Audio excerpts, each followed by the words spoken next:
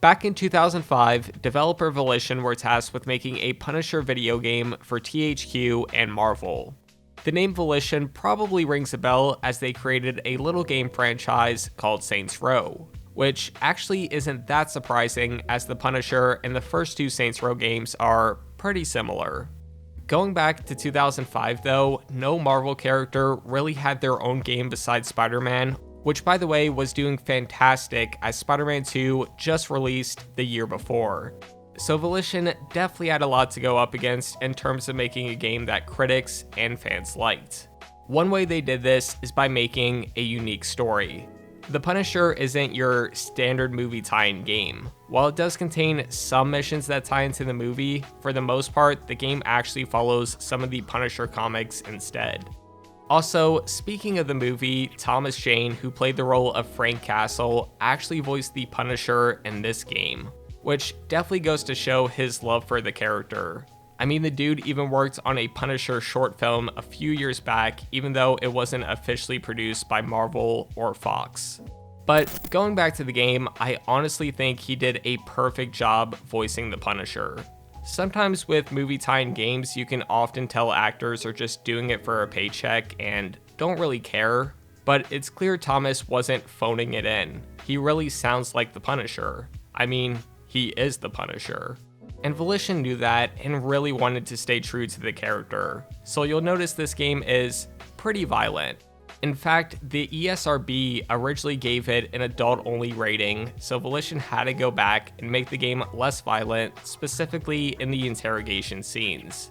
You'll notice when you do a special interrogation, the screen will go black and white if you decide to kill them all the way. With that said though, people eventually found a patch of the game that actually kept the original colors when performing these interrogations. You can find a few of these videos on YouTube if you're interested. They're pretty great.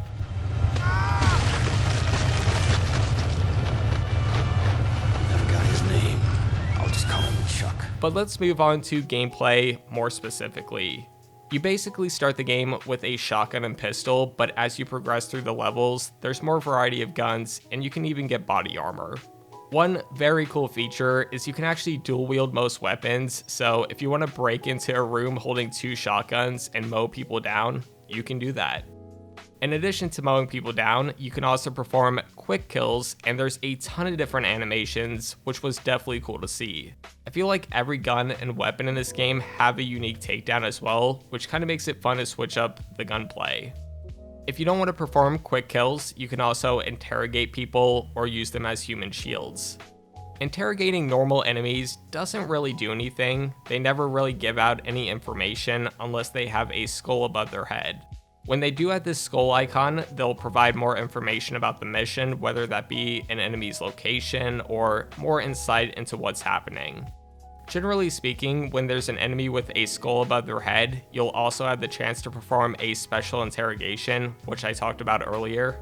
The biggest downside about special interrogations, well, besides the fact that they're in black and white, is you actually get penalized if you decide to kill them after they give you the information.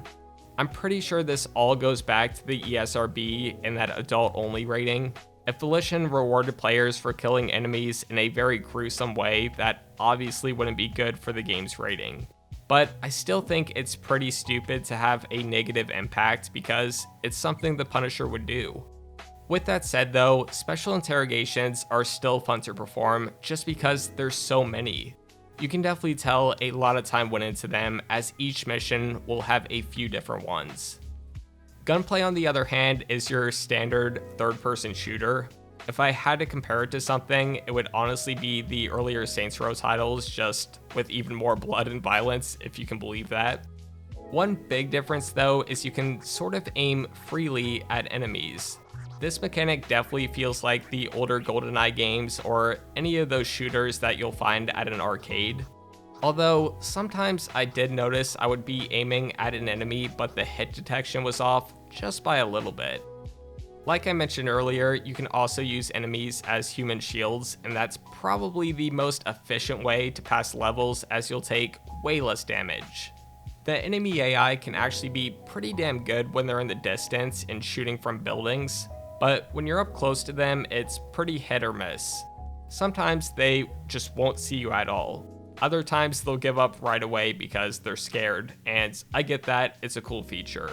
And then there's other instances where they're pretty smart and will hide behind cover and actually do damage. If you plan on playing this game, I would definitely recommend playing it on hard, as it seems like the perfect balance. As far as missions themselves go, they're definitely fun, but you'll quickly realize they're a bit repetitive.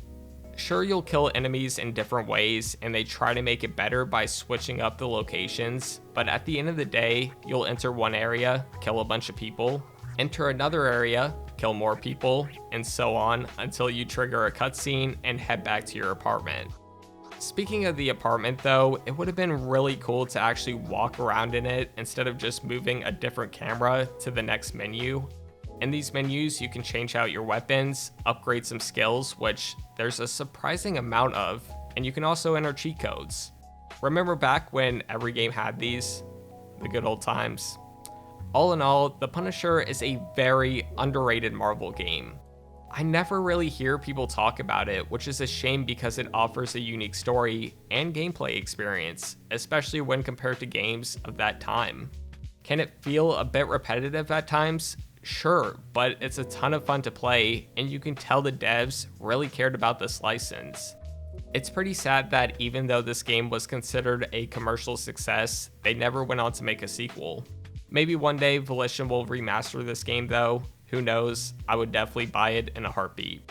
Until then, that was my review of the Punisher video game. Stay tuned for next time when we take a look at Iron Man, the video game, who actually made an appearance in the Punisher video game, but now he has his own thing, made by Sega.